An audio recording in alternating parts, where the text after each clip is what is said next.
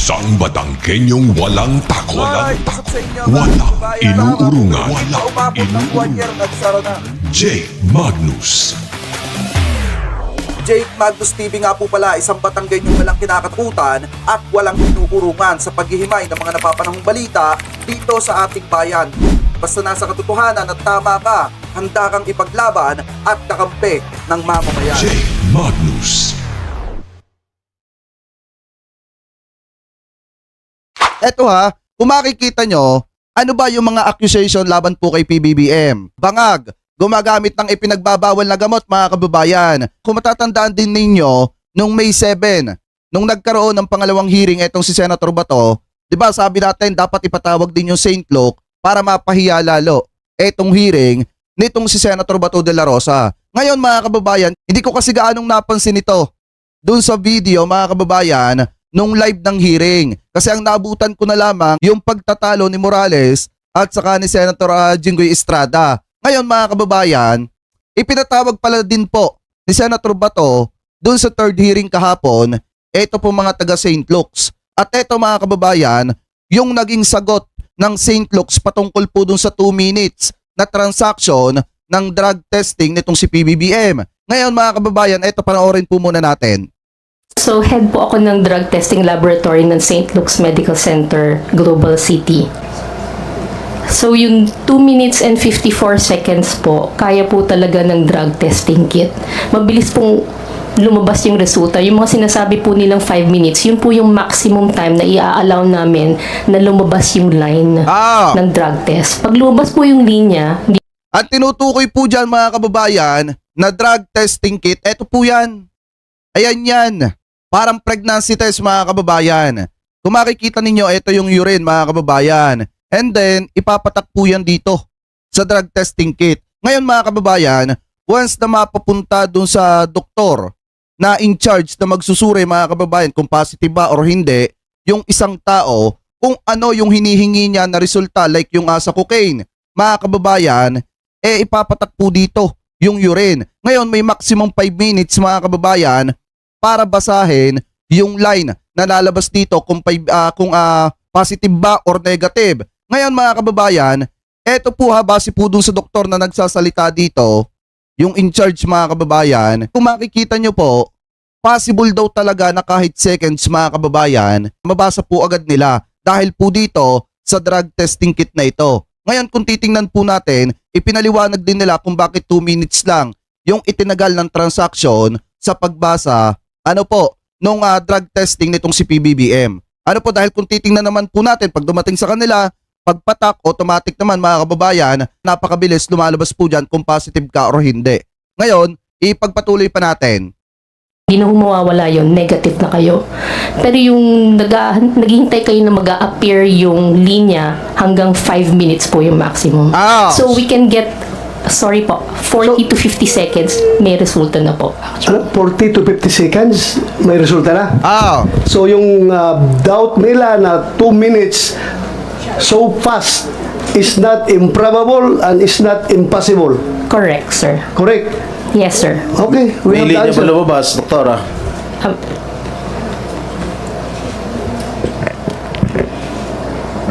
Good morning po. Please identify yourself. I'm Jereza Reyes, the drug analyst from St. Luke's Medical Center, Global City. So, as the analyst po, yes, may lumabas po na line. So, sa drug test kit po natin, meron dun yung control line at saka yung line for the drug analyte. So, dun po sa resulta, may lalabas po dapat siya talaga na line as negative. Negative. Yes. Negative. Yes po. Alright. So paano yan? Paano yan? Di sunog ang mga didisyet. Paano yan? Di sunog kayo? Sunog kayo niyan. Di ba mga kababayan? Eto kasi yung iba kasi mga didisyet dyan, lalo na yung mga taga-suportang loyal kay Duterte, sa sobrang pagsuporta nila kay Duterte, talagang yung utak nila, kahit siksikan mo ng tama, mali pa rin sa kanila. Ngayon, eto, mga taga St. Luke's na po, yung nagsalita. Ayan, di supalpal kayo. Kasi nga naman mga kababayan, eto, may isa pang naging issue dyan, si Senator Bato. Ano yung sabi ni Senator Bato? Parang pinapalabas niya na bakit cocaine lang yung tines kay PBBM. Ang sagot kasi dyan mga kababayan, nung panahon mga kababayan ng 2022 national election, ang malimit ibato kay PBBM ay gumagamit ng cocaine. Kahit naman ngayon, mga kababayan, ang malimit po nilang ibato kay PBBM gumagamit po ng cocaine. So ngayon mga kababayan, kung titingnan po natin doon sa drug testing mga kababayan, ang nakalagay po doon sa inaakusa nila kay PBBM na cocaine, mga kababayan, negative. At mismong pinatotohanan po yan nito mga doktora na nagsuri po doon sa urine ni PBBM. Ano po, ipagpatuloy pa natin? Will that satisfy everything? Mr. Chairman. Yes, Mr. Chairman. go ahead, Senator Escudero. Permission of Senator Jinggoy. On this point, Dr. Fernandez, and to Ms. Reyes, yung 2 minutes and 54, 57? 54. Ito yung oras na lumipas mula nung inilagay yung sample dun sa makina hanggang lumabas yung resulta. Tama po ba? Sir, hindi po makina. Ito po ay drug test kit na para pong pregnancy test kit. Ah, para Eto yan mga kababayan, na pag pinatak mo yung urine, segundo lang or ilang minutes lang mga kababayan, mga 1 minute, 2 minute, mababasa mo na agad yung resulta. Ano po ngayon, ipagpatuloy pa natin. Kaya yung ganun. COVID. Hindi naman po. Ida-drop mo lang yung urine sa one end, tapos hihintayin mo na lang siya. So, Wala po makina. hindi ito yung kabuoang proseso ng kinuha yung urine na 2 minutes lang. Yung transaction time po is the specimen collection. So pag abot po nung sample, tapos gagawin na niya. At yung rule ng DOH, hindi pwedeng lumampas ng... Wala pong rule ng DOH. Hindi pwedeng mas mabilis kesa... Ano yung 5 minutong binabanggit niyo po kanina? Yung drug test kit po na ginagamit namin, hanggang 5 minutes po pwede niyong basahin.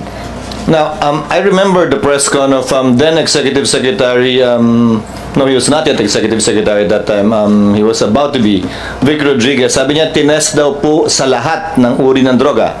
Ano-ano pong klase ng droga tinest o lahat po ba kasama? Kanino po? Kay Yung test po na ginawa ninyo, cocaine lang po ang pinagawa. cocaine lang po ang pinagawa. Kasi nga nung panahon ng eleksyon mga kababayan, at kahit hanggang ngayon naman, ano yung malimit na lang iba to kay PBBM? Sumisinghot daw na kulay puti na powder, na mamahaling ipinagbabawal na gamot, like cocaine mga kababayan. Kaya nga nauso yung tawag ng mga didiset na coke kay PBBM. Ano po, dahil gumagamit daw po ng cocaine. Ngayon mga kababayan, doon sa ipinasuri ni PBBM nung panahon ng eleksyon, ng panahon ng kampanya noong 2021 sa may St. Luke's mga kababayan, about po sa cocaine kasi yan po yung malimit iba to kay PBBM. So ngayon, nung nagpasuri si PBBM at ang hiningi ni PBBM yung patungkol sa cocaine, lumabas po negative. So sa madalit salita, matinding sampal yun doon sa mga nag-aakusa kay PBBM na gumagamit po ng cocaine. Ngayon mga kababayan, eto ipinatawag sa Senate yung mga taga St. Luke's at eto po yung kanilang sinasabi. Ano po, talagang may proseso na ganon na pag ipinatak mo yung urine mga kababayan doon sa testing kit, talagang kahit 45 seconds, lalabas na po yung resulta. Ano po ngayon, ipagpatuloy pa natin. Opo. Hindi po kasama ang iba. Hindi po. Yung resultang yun po ba isinapubliko? Ano? Yes. Ano? Naka-public. I saw it on GMA, read it on in the papers. The results of the drug test. Is what?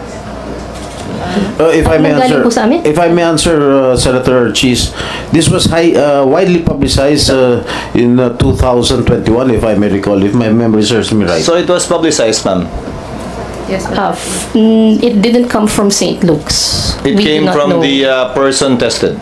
Yes, tama yung sagot ng babae, hindi nagmula sa St. Luke's. Kung hindi, ang naglabas po nung 2021 mga kababayan, nakaganon pa nga, eto pong si Vic Rodriguez, kampo po ni PBBM. Kaya nga nagtataka ako mga kababayan, dito kay Vic Rodriguez kung bakit niya kini-question yung 2 minutes.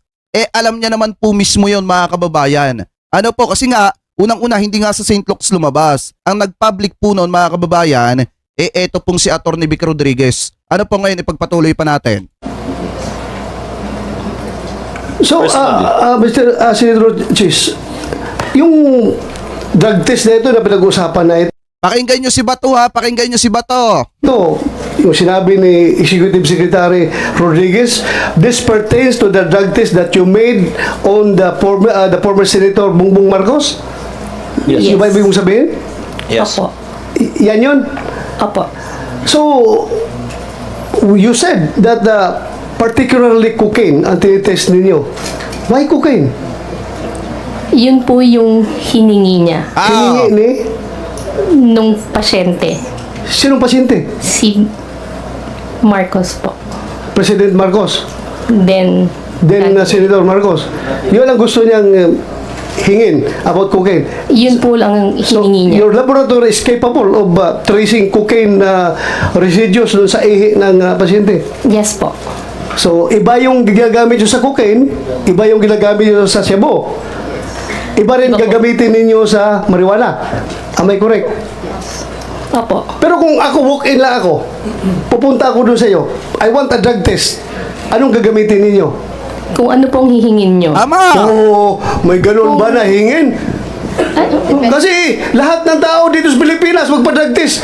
Kita nyo, napatawa si Senator Jinggoy, mga kababayan, kay Bato, kasi nga, ang inaakusa kay PBBM nung panahon ng kampanya about sa cocaine. Ngayon, kung makikita ninyo, mga kababayan, hanggang ngayon naman, yun pa rin yung ibinabato ng mga didilis, mga kababayan, dito po kay PBBM, na sumisinghot daw ng white powder, like cocaine. Mga kababayan, ngayon, kung ikaw, let's say ako, inaakusahan na gumagamit ng cocaine, mga kababayan, magpapadrug test ako, tapos ang hihingin ko, doon sa, halimbawa dito sa St. Luke's, yung resulta ng drug testing ko about sa cocaine. Mga kababayan, kasi yun yung inaakusa sa akin Yun yung ibinabato sa akin, mga kababayan. So ngayon, kung titingnan po natin, hindi ko alam kung ano ang hugot ni Senator Bato dito. Pero alam naman nating lahat ng ibinabato nila hanggang sa ngayon kay PBBM gumagamit daw po ng cocaine. Ano po ngayon ipagpatuloy pa natin? Hindi ba nagtatanong na itest nyo ako sa cocaine? Itest niyo ako sa Cebu? Itest niyo ako sa marijuana? Wala. Pupunta ako sa inyo, magpa-drug test para pag mag-negative, dalhin ko yung dokumento, nag-apply ako ng trabaho. Iba kasi yun. Iba kasi yun sa trabaho. At iba naman, mga kababayan, yung inakusahan ka na gusto mong patunayan na mali yung inaakusa sa'yo. Siyempre, ang gagawin mo kung ikaw ay inaakusahan, halimbawa gumagamit ka ng marijuana o di magpasuri ka ng patungkol sa marijuana. Kung masipag-sipag ka, pwede ka na rin magpa-drug test ng diretsuhan para maipakita mo lahat. Ang inaakusa nga ng mga tao kay PBBM nung panahon ng kampanya, gumagamit nga ng cocaine. Natural lang ipapatest ni PBBM yung patungkol sa inaakusa po sa kanya. Ano po, ipagpatuloy pa natin. Yun lang naman ang ginagawa natin. Hindi naman kami nagre-request sa inyo ng itest niyo ako sa cocaine, itest niyo ako sa Cebu, itest niyo ako sa... Wala na tong si Bato, huwag nyo nang iboboto to sa 2025 senatorial election, mga kababayan. Wag na. sa marijuana.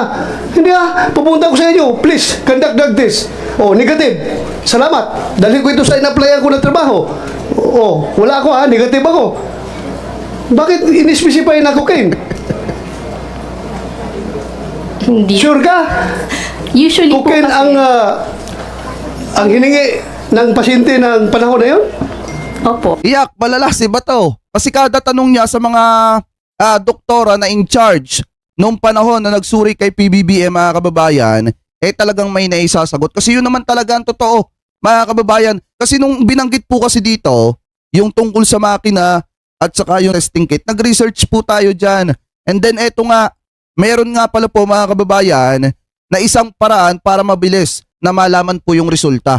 At eto po, mga kababayan, yung testing kit na kung saan para po siyang pregnancy test na pag ipinatak mo lang yung urine, mga kababayan, malalaman mo na agad ano po yung resulta. Kahit nga pala seconds, mga kababayan, pwede mo nang malaman po dito yung resulta. Hindi mo na kailangan maghintay ng 5 minutes. Pero ang pinaka-maximum po, mga kababayan, para basahin po etong drug testing kit, isang hanggang 5 minutes lamang po. Ano po, mga kababayan, ngayon, aayos na tayo dito sa issue na ibinabato nila kay PBBM na bangag si PBBM at gumagamit ng ipinagbabawal na gamot. Mga kababayan, dahil eto napatunayan naman, mismo nagsalita mga taga St. Luke's na possible, malaking posible na nangyayari po talaga na 2 minutes lang yung transaksyon ng pagsusuri ng isang tao. Mga kababayan, kung ito ba ay positive na gumagamit ng ipinagbabawal na gamot or negative. Mga kababayan, ngayon, punta naman po tayo dito sa isa pang balita na nakita natin. Alam nyo mga kababayan, may nagpasa sa akin itong post ni former Senator Trillanes. About po dito mga kababayan, nagulat nga ako dito Kasi dating economic advisor ni Duterte at minsan kasama niya mga kababayan, hinihinalang drug lord pala. Ano po, drug lord pala mga kababayan at nauugnay po sa bilyon-bilyong halaga ng ipinagbabawal na gamot or nasabat na ipinagbabawal na gamot nung nakaraang taon na ngayon ay balak imbestigahan sa Kamara. Mga kababayan, ngayon basahin po natin etong post galing po sa News 5. Sabi po dito, ito po ay galing kay Senator Trillanes. Ayan, the war on drugs was a big lie. So yun palang war on drug ni dating Pangulong Duterte ay isang malaking kasinungalingan. Bakit mga kababayan? Yan ang isinuwalat ng dating senador na si Antonio Trillanes Deport tungkol sa kampanya kontra droga ni dating Pangulong Rodrigo Duterte. Ayon kay Trillanes, palabas lamang ito ni Duterte at dati niyang economic advisor na si Michael Yang para patayin ang mga kompetisyon at mga monopolize and illegal drug trade nila. Sabi pa dito, ginit ng dating senador na drug lord partner umano ni Duterte si Yang na siyang nagpapasok ng bilyon-bilyong halaga ng ipinagbabawal na gamot sa Pilipinas mula 2016 hanggang 2023. Sabi pa dito, siya rin ang nagnakaw ng bilyon-bilyong pondo ng gobyerno through Parmali. Si Michael Yang ay isang purong Chinese citizen pero inappoint siya bilang economic advisor ni Digong para maliwanagan sa mga authorities kung gaano siya kaprotektado pasisiwalat pa ni Trillanes. Kaya pala ako nagtataka mga kababayan nung sumalang po sa investigasyon ng Parmalim Sutikal mga kababayan na itong si pakitama na lamang po ako etong si Michael Yang, hindi siya makapagsalita ng Pinoy. Ano po, talagang pure Chinese yung kanyang mga salita at meron lamang po siyang translator mga kababayan na nagpapaliwanag nung sinasabi at sagot nitong si Michael Yang. Ngayon kung titingnan po natin na nakakapagtaka dito, bakit inappoint ni dating Pangulong Duterte etong purong Chinese citizen nung panahon po niya bilang economic advisor po niya, mga kababayan, na ngayon ay nasasangkot po sa ipinagbabawal na gamot. Hindi lang po basta nasasangkot, mga kababayan, sa ipinagbabawal na gamot, kung hindi nasasangkot sa bilyong-bilyong halaga ng ipinagbabawal na gamot na nasabat nung nakaraang taon. So ngayon, sino ang bangag? Sino ang nagpaparami, mga kababayan, ng droga dito sa Pinas? Yan kasi mga katanungan natin. Ako nagtatanong lang po, hindi po ako nag-aakusa. Kasi kung titingnan po natin mga kababayan, ang malimit kasing sabihin ng kampo ni Duterte sa panahon daw na ito ngayon, pag hindi daw po tinutukan yung paglaban sa ipinagbabawal na gamot, babalik daw po yung ipinagbabawal na gamot. Kita nyo ba mga kababayan, sa panahon ni PBBM, napakarami na nahuhuli, at malalaki yung mga amount na nahuhuli sa ipinagbabawal na gamot mga kababayan. Pero kung titingnan po natin nung panahon ni Duterte, barya-barya lang, piso-piso lang. At ang tinatamaan, mga kababayan nating pobre. Diba? Eto, basahin pa natin yung isang balita na nakita po natin. Baka sabihin ng iba, nagsisinungaling lang. Etong si dating Senador Trillanes. Sabi pa dito mga kababayan, eto, abanti una sa balita, news. Basahin po natin.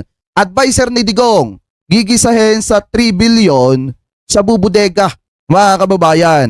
Basahin po natin itong nilalaman. Yan. Ipapatawag ng House Committee on Dangerous Drugs si Michael Yang, ang Presidential Economic Advisor ni dating Pangulong Rodrigo Duterte, na iniuugnay sa warehouse sa Pampanga kung saan itinago ang 3 bilyong halaga ng shabu. Ayon sa chairperson ng komite na si Surigao del Norte, Congressman Robert Ace Barbers, siyang ang pinanser ng kontrobersyal na Parmali ay iniimbitahan sa susunod na pagdinig ng komite. Sabi pa dito mga kababayan, basahin pa natin. Yan, sa nakaraang pagdinig ng komite, natukoy ng Empire 999 ay pagmamayari ng Chinese national na mayroon ding iba pang kumpanya, ilang individual na sangkot. Sa mga kumpanyang ito ay iniuugnay rin ang mga questionable transaksyon noong administrasyong Duterte, mga kababayan. Kita nyo, kung makapag-akusa kayo kay PBBM, akala ninyo, ang lilinis ninyo, pero kayo pala, yung may ginagawang hindi maganda, di umano. Di ba? Eto, sabi pa dito, si Lincoln Ong, na nauugnay sa Parmalee scandal at tumatayong interpreter ni Michael Yang, ay incorporator umano ng kumpanya na mayroong kaugnayan sa mga kumpanyang konektado sa Empire 999. Matapos tukuyin ni House Committee on Public Accounts Chairperson at abang lingkod ng party list, Congressman Joseph Paduano, ang kaugnayan ni Ong kay Yang. Nagmusyon si Komite ng Public Order Chairperson Dan Fernandez na ipatawag si Yang, mga kababayan. Baka sabihin ng iba, fake news pa yan. Mismong nasa balita at pahayagan na kung saan, mga kababayan, yung dating advisor ni dating Pangulong Duterte ipinapatawag po at nasasangkot, mga kababayan, di umano sa isang bodega na kung saan itinago po yung bilyon-bilyong halaga ng ipinagbabawal na gamot. Kaya pala, mga kababayan, ako nagtataka, nung panahon ni Digong ang tinatamaan lang yung mga kababayan nating pobre, yung mga drug lord wala. Kasi nga naman, mga kababayan, di umano, base na rin po ito sa sinasabi ng mga netizen. Paano ba naman daw may drug lord na tatamaan nung panahon ni Duterte kung mismong kalapit na ni Duterte yung mga sinasabing drug lord, di umano, mga kababayan.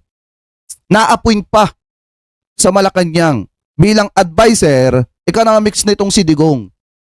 Di ba, kung titingnan po ninyo, akala nila kalilinis, mga kababayan, yun pala, sila pala yung may ginagawang hindi maganda. Di umano. Ngayon, ipagpatuloy pa natin. Baka sabihin ng iba, fake news. Eto, pakinggan po natin sa mismong mainstream media, mga kababayan, yung balita po patungkol po dito kay Yang. Eto muna unahin natin. Ito muna. Yan. I-play na po natin. Planong ipatawag sa pagdinig ng Kamara kaugnay sa bilyong-bilyong pisong nasabat na droga sa Pampanga ang dating economic advisor ni dating Pangulong Duterte na si Michael Yang. Pangungunahan ng House Committee on Dangerous Drugs ang hearing. Ayon kay Committee Chair at Surigao del Norte Representative Ace Barbers, pinatawag nila si Yang para alamin po ang kaugnayan sa dating Parmalee executive na si Lincoln Ong na nabistong isa rin sa mga incorporator ng kumpanyang Empire 999 na nagmamayari naman sa mga warehouse kung saan natagpuan ang droga. Setyembre noong nakaraang taon ang masabat ang mga droga sa Mexico, Pampanga. Bukod po dito, dati nang Ang masaklap dito, mga kababayan, pag ipinatawag sa kamera etong si Yang at kumanta, tapos idawit etong si dating Pangulong Duterte. Kasi, mga kababayan, kung titingnan po natin, kung sinasabi ni former Senator Trillanes na kasosyo ni Duterte etong si Yang, mga kababayan, malaki ang posibilidad na sangkot din, di umano, etong si dating Pangulong Duterte doon po sa nasa koting ipinagbabawal na gamot sa isang bodega sa Pampanga. Kung sakali na ikanta siya nitong si Yang? Ipagpatuloy pa natin. si Yang kay Ong sa kontrobersyal na pagbili ng gobyerno ng medical supplies sa Parmalee. Kaugnay po ng balitang yan, makakapanayam natin ngayon ang chairman ng House Committee on Dangerous Drugs na si Surigao del Norte Representative Ace Barbers. Magandang umaga po, Congressman. Magandang umaga, Ruth, at magandang umaga po sa ating mga kababayan. Kailan po itong hearing na pupunta si Yang at nagpasabi po ba siya na dadalo siya? Well, we will issue the invitation. No? Yung aming pagdinig last May 8, upon the motion. Sabi dito ni Jonathan Dionisio, sa live ni Maharlika, 18K ang nag-views. Dito, 871 lang. Alam mo, hindi naman mahalaga sa amin yung views eh. Ang mahalaga sa amin, maipakita namin yung totoo. Kung ang tingin mo doon sa mga DDS vlogger, nagbabase sila sa views, ibahin mo kami. Kasi kami, wala kaming pakialam, kahit 10, 2 lang yung nanonood. Ang mahalaga, masabi lang namin yung totoo. Kasi kung maliliit lang, let's say sabi ninyo, maliliit lang yung views namin, bakit umaaray sa amin yung ibang mga politiko?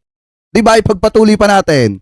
Of Congressman Dan Fernandez at si Congressman Paduano, Sila po ay nag-motion na dapat po maimbita natin itong Mr. Michael Yang. Oh, Nang sa ganun ay magbigay linaw dito sa usapin tungkol sa kanyang pagkaka-link dito sa kumpanya na kung saan ay siyang nagmamay-ari ng warehouse na kung saan i-deliver itong 3.6 billion shabu na galing sa Subic.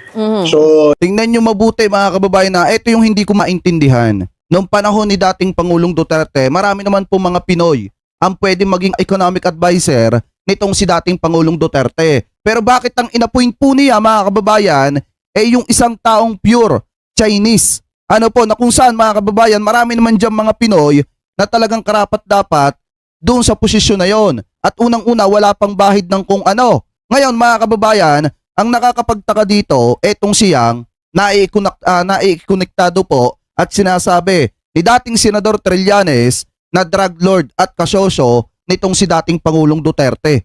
Akala ko ba mga kababayan, nung panahon ni dating Pangulong Duterte, aminin man natin or hindi, kaya nanalo si dating Pangulong Duterte dahil ginamit po niya yung campaign laban sa ipinagbabawal na gamot na kung saan 3 to 6 months nilinisin niya po ang bansang Pilipinas, pero nagkamali po tayo dahil natapos yung kanyang termino, meron pa rin pong ipinagbabawal na gamot. Ngayon mga kababayan, kung galit si dating Pangulong Duterte sa ipinagbabawal na gamot, bakit hinayaan niya na mai-appoint niya bilang Presidential Economic Advisor, mga kababayan, etong siyang na hinihinala na di umano drug lord. Mga kababayan, ipagpatuloy pa natin. yun ho ang aming direksyon. Imbitahan siya, hindi ho dahil not as a suspect, but of course to shed light dito sa usapin ng kanyang pagkaka-involve. No? Ang gusto lamang po naming malaman kasi dito, doon sa mga dokumentong nakita namin na kung saan itong kumpanyang Empire 999 ay shareholder o meron ding pagmamayari sa iba pang kumpanya na kung saan marami pong mga Chinese names that are involved and apparently are owners of this same corporation. So, gusto namin makita, mukhang intertwined mukhang dikit-dikit. At gusto natin malaman kung ano yung nasa likod nitong pagmamayari. Sabi dito ni Marikit Japson, tanga, hinala pa lang sa kanyang bodega na diskubre. Baka sabihin nyo, hindi siya ang may kagagawa nun. Hindi niya alam yon. Bodega niya yon. Kahit pa sabihin hinala yan mga kababayan, kahit pa sabihin na walang kinalaman dyan, etong siyang, mismong si Trillanes na ang nagsabi. Kasosyo ni Duterte siyang bilang drug lord mga kababayan. Siyang isang drug lord. Ayon kay Trillanes po yan at kasosyo niya, etong si Duterte. At kaya inappoint ni Duterte mga kababayan, di umano, base kay Trillanes, dahil daw po mga kababayan, para malaman itong siyang kung gaano siya kaprotektado nung panahon ni Duterte. Ano po? At saka mga kababayan, hindi natin pwedeng sabihin na coincidence mga kababayan na yung isang tao na hinihinala or pinaghihinalaan na drug lord, makikitaan yung kanyang bodega na may ganitong klase ng halaga na ipinagbabawal na gamot. Hindi natin pwedeng sabihin coincidence lang yon. Ano po? Na kung saan yung pinaghihinalaan, yung kanyang bodega, nakitaan ng ipinagbabawal na gamot na may malaking amount. Ano po ngayon, ipagpatuloy pa natin. May-ari nitong mga kumpanya nito. At pakipaliwanag lang din po ulit, Congressman, kasi iniuugnay kasi ito sila Michael Yang dati doon sa Pharmalia, no? Yung parang controversy doon sa sinasabing may corruption doon sa pagbili ng supplies nitong COVID pandemic. Paano nyo po may re-relate po yan dito sa hearing nyo ngayon?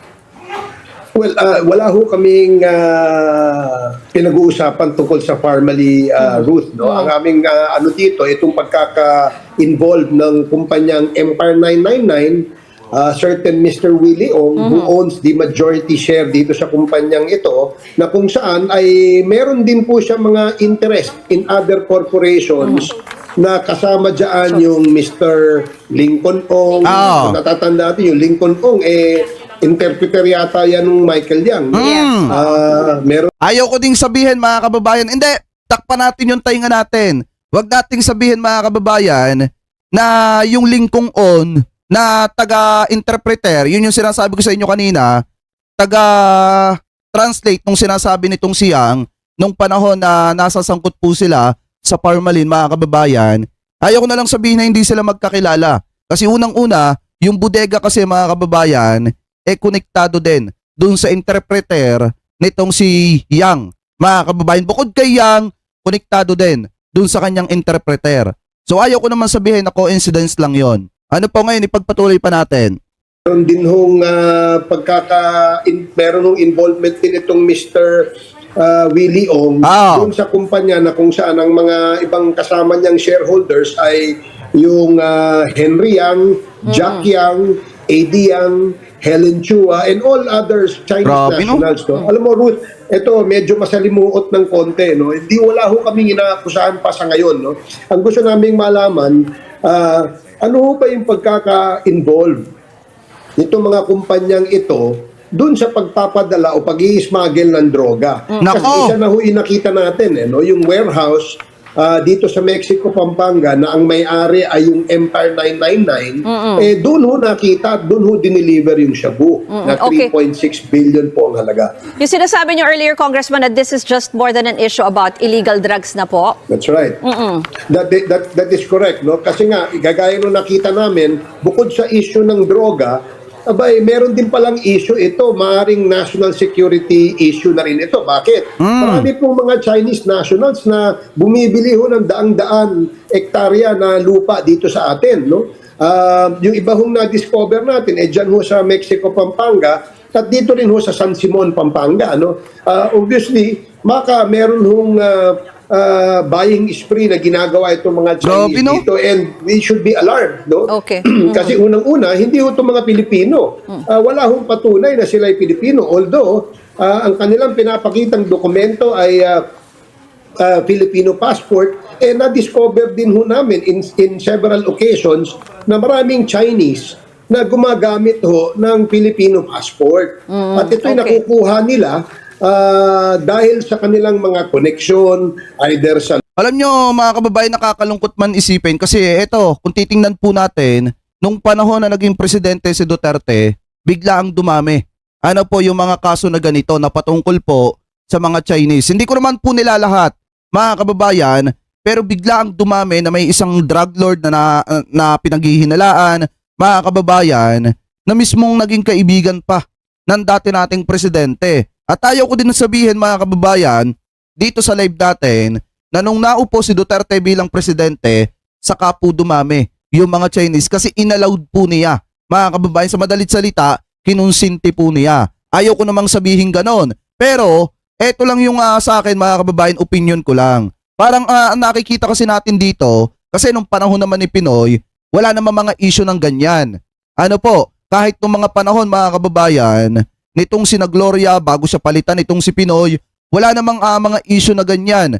Ngayon lang yan pumuputok mga kababayan nung natapos na yung administrasyong Duterte, na kung saan kung lalaliman pa natin yung pag-iisip natin, nung panahon ni dating Pangulong Duterte parang na-tolerate po niya yung pagpasok ng mga Chinese dito kahit walang kaukulang mga dokumento. Mga kababayan, ngayon ipagpatuloy pa natin. Local civil registrars ng area o hindi kaya doon sa sa PSA, no? Medyo masalimuot at kailangan pa talagang tutukan at imbestigahan ito. Maraming pong salamat kay Congressman Ace Barbers, ang chairman ng House Committee on Dangerous Drugs. Ngayon mga kababayan, baka sabihin nung iba, ano mga sinasabi mo nagpapapasok nung panahon ni dating Pangulong Duterte na mga Chinese kahit walang documents? Paninira yan, Jake. Hindi po yan mga kababayan paninira. Ito, panoorin muna natin. Sakto yung balita. JP, anong mga kaso ba ang maaaring kaharapin itong mga Chinese nationals na na-deport? Ella, ayon nga sa... Kita nyo to 167 or 167 Chinese national nahuli sa ni-raid na Pogu Hub sa Tarlac, ipinadeport na. Biruin mo mga kababayan siguro naman, hindi yan pumasok nung panahon ni PBBM ngayon.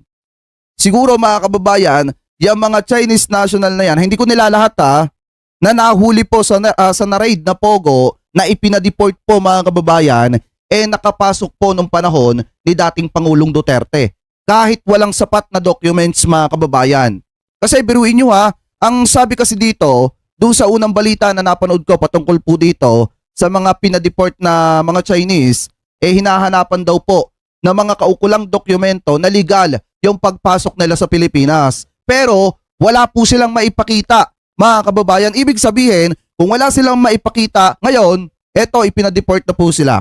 PAOK, pwede silang mapatawan ng kasong kriminal dahil dun sa involvement nila sa operasyon ng Zunyuan Technology Incorporated. Ito yung mga Pogo Hub na ni-raid sa Bamban Tarlac at iniimbestigahan dahil sa posibleng surveillance activity nito sa bansa. Kanina, 167 na mga Chinese nationals ang naideport pabalik ng China. Ito yung mga empleyado ng nasabing hub at isinakay na sila kanina sa Ninoy Aquino International Airport o NAIA. Kaya sila i-deport, ang iba sa kanila walang naipakitang kaukulang dokumento at meron ding overstaying na dito sa bansa. Ang batch na Diba? Walang maipakitang dokumento tapos yung iba overstaying pa dito po sa ating bansa, kaya ipinadeport etong 167 na mga Chinese national. Alam nyo mga kababayan, sa totoo lang, hindi natin pwedeng sabihin na nakapasok yan dito sa Pinas nung panahon ni PBBM. Malaki ang posibilidad kung yung iba dyan overstaying at walang dokumento, nakapasok po yan nung panahon ni dating Pangulong Duterte. Kasi nga naman mga kababayan, alam naman po natin kung ano yung pagtingin ni dating Pangulong Duterte sa mga Chinese. Ano po, hindi ko nilalahat. Mga kababayan, ipagpatuloy pa natin. ito ang pinakamalaking batch na pinadeport ng Presidential Anti-Organized Crime Commission doon sa nahuling Pogo Hub. Ayon sa PAOK, ang Chinese government na ang bahalang magpaimbestiga sa mga deportee. Kung mapapatunayang may kasalanan sila ay maaari silang maban sa Pilipinas at hindi na makabalik dito. At kung mapapawalang sala naman ay maaari silang makabalik at muling makapagtrabaho ng legal sa bansa. Babala ng PAOK sa mga foreign nationals na maaaring involved din sa ganitong illegal na aktibidad na gagawin ng ahensya ang kanilang tungkulin upang hulihin ang mga kriminal sa bansa at maipa-deport. Yan muna ang ating latest live. Balik sa'yo, Ella. Ayan na, baka sabihin ng iba, fake news tayo doon sa sinabi natin kanina eh. Ngayon, ipagpatuloy pa natin. Dito sa isang balita na kung saan mga kababayan ang sabi po dito, eto daw pong pagdinig mga kababayan, dito kay Michael Yang, kasi nasabi po nitong si Congressman Barbers mga kababayan, na hindi daw po isang paraan para punteryahin yung mga dating member or mga cabinet member nitong si dating Pangulong Duterte. Anyway, ipagpatuloy po natin. Nilinaw ng House Committee on Dangerous Drugs na hindi nito pinag-iinitan ang mga kaalyado ni dating Pangulong Rodrigo Duterte. Sa gitna ito ng planong pagpapatawag sa dating Economic Advisor ni Digong na nauugnay sa bilyon-bilyong pisong drogang nasabat sa Pampanga noong 2023. Nasa frontline ng balitang yan, si Marian Enriquez. Balak ipatawag sa susunod na pagdinig ng House Committee on Dangerous Drugs ang dating economic advisor ni dating Pangulong Rodrigo Duterte na si Michael Yang. Kaugnayan ng investigasyon sa higit 3 bilyong pisong halaga ng shabu na nasabat sa Mexico, Pampanga noong nakaraang taon. Nakuha ang mga droga sa isang warehouse na pagmamay-ari ng kumpanyang Empire 999. Nang kalkalin sa huling pagdinig ng Kamara, nadiskubre ng mga kongresista na konektado pala sa kumpanya si Lincoln Ong. Si Ong ang dating direktor ng Pharmaly na sangkot naman sa maanumalyang pagbili ng medical... Mga didishet, kunyari wala tayo narinig Hoy, mga didishet, kunyari wala tayo narinig Kunyari hindi natin narinig, hindi natin nalaman na konektado etong isang iniimbestigahan dati sa pharmaceutical mga kababayan dito kay Yang. Sabihin natin hindi natin narinig. supplies noong COVID-19 pandemic. Sa kontrobersyang yan, sangkot din si Yang na tumayong guarantor ng Pharmaly. Paglilinaw naman ni House Committee Chairman at Surigao del Norte Representative Ace Barbers, hindi naman nila itinuturing na suspect sa drug haul si Yang. The reason why he was asked to be invited is dahil meron pong PowerPoint presentation si Congressman Paduano na kung saan karamihan ng ipinakita niya dun sa kanyang PowerPoint presentation, mga Chinese who are incorporators of corporations na kung saan ay may involvement itong Lincoln Ong, Michael Yang, Henry Yang, AD Yang, Jack Yang, Helen Chua, all Chinese, no? Para naman kay House Assistant Majority Leader Jill Bongalon, dapat tignang mabuti si Yang lalo't ilang beses na siyang nadawit sa mga kontrobersya. Yan kasi yung hindi nakikita ng mga didishit, mga kababayan. Sinasabi nung iba na hindi naman pinaghihinalaan pa lang yan.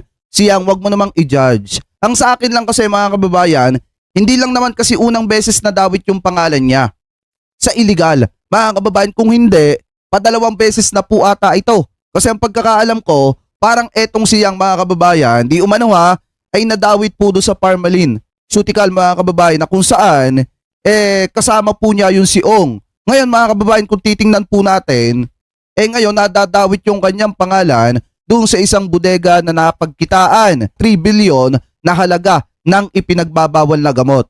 Alam niyo mga kababayan, lalo na doon sa mga didishit, ayoko namang sabihin ko incidents yan.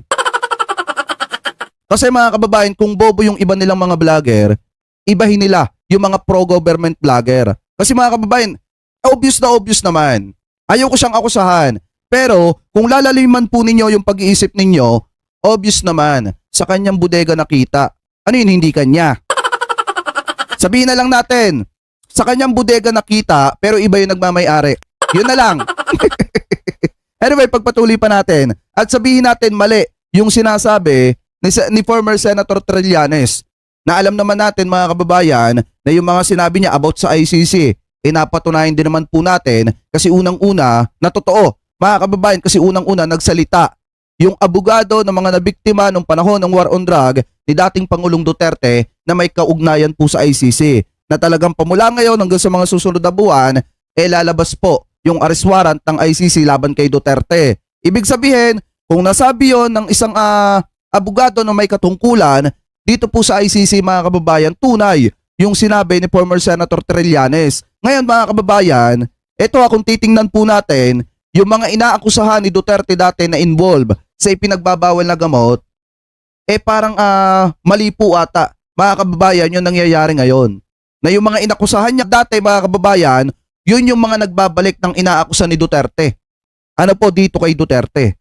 Mga kababayan, dahil kung titingnan po natin, wala namang masama kung titingnan din natin yung salita ni former Senator Trillanes na talagang di umano drug lord etong siyang mga kababayan. Pero para sa akin, hingil po dito sa pagpapatawag ng kamera dito po kay Michael Yang kung talaga may katotohanan or wala yung accusation sa kanya. Pero mga kababayan, para sa akin mahirap i-deny kung yung isang bagay ay nahuli po at nakita sa mismong pagmamay-ari mong bodega. Sa madalit salita, sa mismong property mo. Comment below na lamang po kung ano po masasabi nyo, hingil po dito sa accusation laban po kay Yang. Mga kababayan, comment below na lamang po kung ano po masasabi nyo, hingil po dyan. Hintayin din natin yung investigasyon ng kamera kaugnay po dito. Ano po ipagpatuloy pa natin?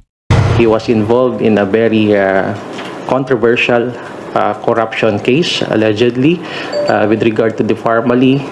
And Michael Yang used to be the economic advisor of former President Rodrigo Roa Duterte. And kung makikita natin ngayon, nasasabit na naman yung pangalan niya. Tama. Dito sa isang drugs case, no? So, parang lahat illegal. Dati nang nasangkot sa isyu ng illegal na droga si Yang, pero nilinaw ng PIDEA na malinis ang record niya. Paglilinaw naman ni Congressman Barbers, hindi nila pinupuntirya ang mga kaalyado ni dating Pangulong Duterte. Trabaho lang daw at walang halong politika. We're not witch hunting here. We just wanted to know the truth behind the possible involvement of Chinese nationals dito sa atin na pumapasok sa ganyang illegal drugs. Nagbabalita mula sa Frontline, Marian Enriquez, News 5. Maliwanag dyan sinabi po mga kababayan ni Congressman Barbers na hindi po nila pinag-iinitan ang kampo po nitong si Duterte. Kasi mga kababayan, pihado pag nagsimula yung investigasyon ng kamera, ang sasabihin ng mga didishit dyan, pinag-iinitan na naman yung mga dating kasamahan ni dating Pangulong Duterte,